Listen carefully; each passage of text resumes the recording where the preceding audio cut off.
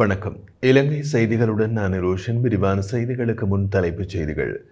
இலங்கையின் ஏற்றுமதி பொருட்கள் மீது விதித்துள்ள வரி தொடர்பாக ஆய்வு மேற்கொள்ள ஜனாதிபதியினால் உயர்மட்ட குழு ஒன்று நியமனம். அமெரிக்கா விதித்துள்ள புதிய வரி இலங்கை பொருளாதாரத்தில் மிகவும் எதிர்மறையான தாக்கத்தை ஏற்படுத்தும் என்று பொருளாதாரத்துறை பேராசிரியர் வசந்த் அத்துக்குரல தெரிவிப்பு. இலங்கையின் பொருளாதார கொள்கைகள் மற்றும் சீர்திருத்த நடவடிக்கைகள் குறித்து விவாதிக்க சர்வதேச நாணய நிதிய பிரதிநிதிகள் குழு நாட்டிற்கு வருகை. நாடாளுமன்ற உறுப்பினர் நாமல் ராஜபக்சவின் குற்றச்சாட்டுகள் குறித்து விசாரணையை தொடங்கிக் கொண்டதாக குற்றப்புலனாய்வுத்துறை கொழும்பு தலைமை நீதவான் நீதிமன்றத்திற்கு அறிவிப்பு. தொடர்பது விரிவான செய்திகள். அமெரிக்க ஜனாதிபதி டொனால்ட் ட்ரம்ப் இலங்கையில் ஏற்றுமதி பொருட்கள் மீது விதித்துள்ள வரி தொடர்பாக ஆய்வு மேற்கொள்ள ஜனாதிபதி அனுருகுமார திசாநாயக்க உயர்மட்ட குழு ஒன்றை நியமித்துள்ளார். டொனால்ட் ட்ரம்ப் இலங்கையிலிருந்து இறக்குமதி செய்யப்படும் அனைத்து பொருட்களுக்கும் 44% வரி விதிக்க தீர்மானித்துள்ளார். இந்த புதிய வரி கட்டண முறையால் ஏற்படக்கூடிய பிரச்சினைகளை தீவிரமாக ஆய்வு செய்யும் பொருட்டு அரசாங்கத்திற்கு தேவையான பரிந்துரைகளை வழங்கும் குழுவை ஜனாதிபதி அனுருகுமார திசாநாயக்க நியமித்துள்ளார். குழுவில் நிதியமைச்சின் செயலாளர், மத்திய வங்கியின் ஆளுநர், இலங்கை முதலீட்டு சபையின் தலைவர், இலங்கை ஏற்றுமதி அபிவிருத்தி சபையின் தலைவர் மற்றும் வெளிவிவகார அமைச்சின் பொருளாதார விவகார பணிப்பாளர் நாயகம் ஆகியோர் இடம்பெற்றுள்ளனர். மேலும் ஜனாதிபதியின் சிரேஷ்ட பொருளாதார ஆலோசகர் துமிந்த ஹுலுகமுவ, இலங்கை வர்த்தக சம்மேளனத்தின் பிரதான பொருளாதார கொள்கை ஆலோசகர் ஷிரான் பெர்னாண்டோ, அஸ்ட்ரோப் உமர், ரோஷாட் அமலியன் மற்றும் சயப் ஜாபர்ஜி ஆகியோரும் குழுவில் இடம்பெற்றுள்ளனர். இதேவேளை இந்த டொனால்ட் ட்ரம்பின் அறிவிப்பினை அடுத்து தொடர்ந்து ஆசிய பங்குச்சந்தைகள் சரிவை எதிர்நோக்கியுள்ளதாக சர்வதேச ஊடகங்கள் செய்தி வெளியிட்டுள்ளன. ஜப்பானிய நிகோய் 225 குறியீடு 2.68 வீத சரிவினையும், ஹாங்காங்கின் ஹேங்செங் குறியீடு 1.16% சரிவையும், சீனாவின் CSI 300 குறியீடு 0.48% சரிவையும் சந்தித்துள்ளது. மேலும் தென்கொரியாவில் கோஎஸ்பி குறியீடு 1.29% சரிவையும், ஆஸ்திரேலியாவின் S&P ASX 200 குறியீடு 1.17% சரிவையும் சந்தித்துள்ளது. அமெரிக்கா விதித்த 44% வரியை எதிர்க்கட்சித் தலைவர் சஜித் பிரேமதாச கடுமையாக விமர்சித்து இது நாட்டின் பொருளாதார கொள்கைக்கான விழிப்புணர்வு அமைப்பு என்று கூறினார். அவர் வெளியிட்டுள்ள அறிக்கையில் வர்த்தக ஒப்பந்தங்களை தடுக்கும், உலகமயமாக்கலை அவநம்பிக்கையுடன் பார்க்கும், முதலீட்டை ஒரு ஊடுருவலாக கருதும் அரசாங்கத்தின் நிலைப்பாடு வரலாற்றில் தொடரும் பிழையாகும் என்றும் அவர் தெரிவித்திருந்தார்.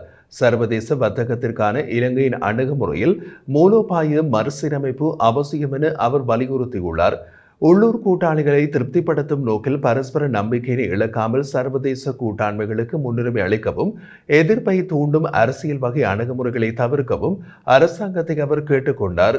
இந்தியா, ஆசியான், வங்கதேசம் ஆகியவற்றுடன் வலுவான வர்த்தக உறவுகளை ஏற்படுத்தி ஆசியாவை மையமாக கொண்டு வர்த்தக உற்பத்தியை உறுதிப்படுத்த வேண்டும். அதே சமயம் வரிகளில் அதிகமாக நம்பியிருப்பதை தாண்டி உற்பத்தியை ஊக்குவிக்கும் மற்றும் முதலீட்டாளர்கள் நட்பாக இருக்கும் வளர்ச்சி முறைக்கு திரும்ப வேண்டும் என்றும் வலியுறுத்தினார். எல்லாவற்றுக்கும் மேலாக பிற நாடுகளில் பிராந்திய நலன்களை மீறுவதை நாம் நிறுத்த வேண்டும். பரஸ்பர நலன்களை பாதுகாக்கவே முன்னோக்கி செல்லும் ஒரே வழியாகும். தோரணை என்பது உக்தி அல்ல. முதிர்ந்த நாடுகள் பேச்சுவார்த்தை நடத்துகின்றன. நாம் அதை செய்ய வேண்டிய தருணம் இது என்றும் அவர் தெரிவித்திருந்தார்.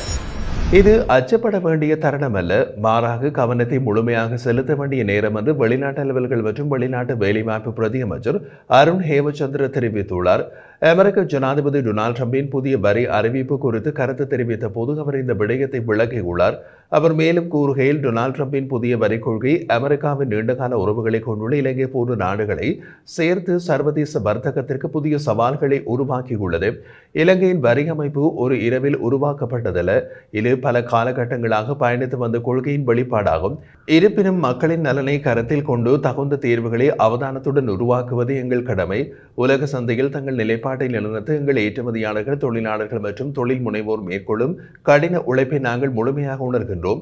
இந்த அரசாங்கம் அந்த முயற்சிகளை பாதுகாக்கும் நோக்கில் துரிதமான ராஜதந்திர நடவடிக்கைகள், செயல்பாடுகள் மற்றும் சர்வதேச கூட்டாண்மைகளை மேற்கொள்வதை உறுதி செய்யும். எங்கள் பொருளாதாரத்தையும் எதிர்காலத்தையும் நாங்கள் உறுதியாக பாதுகாப்போம். இது அச்சம் கொள்ள வேண்டிய தருணம் அல்ல, கவனத்துடன் அணுக வேண்டிய தருணம். இலங்கை அமைதியாகவும் நம்பிக்கையுடன் முன்னேறும் என்பதையும் உறுதியாக கூறுகிறோம் என்று அவர் தெரிவித்தார். அமெரிக்காவின் புதிய வரி அதிகரிப்பு இலங்கையின் பொருளாதாரத்திற்கு கடுமையான தாக்கத்தை ஏற்படுத்தும் என்று பேராதனை பல்கலைக்கழகத்தின் பொருளாதாரத்துறையின் பேராசிரியர் வசந்த அதுகுருல தெரிவித்துள்ளார். தற்போது 12% இருந்த வரி 40%க்கும் அதிகமாக உயர்த்தப்பட்டுள்ளதாகவும் இது மற்ற நாடுகளுடன் ஒப்பிடும்போது இலங்கைக்கு விதிக்கப்பட்ட மிகப்பெரிய வரி பாரிய தாக்கத்தை ஏற்படுத்தும் என்றும் அவர் குறிப்பிட்டார். இந்த நிலைமையில் இலங்கையின் ஏற்றுமதியில் கடுமையான பாதிப்பை ஏற்படுத்தக்கூடும். குறிப்பாக இலங்கையில் ஏற்றுமதி வருவாயில் 25%க்கும் அதிகமானவை அமெரிக்காவிற்கு அனுப்பப்படுகின்றன. ஆடை தொழில் பெரிதும் பாதிக்கப்பட வாய்ப்பு உள்ளது.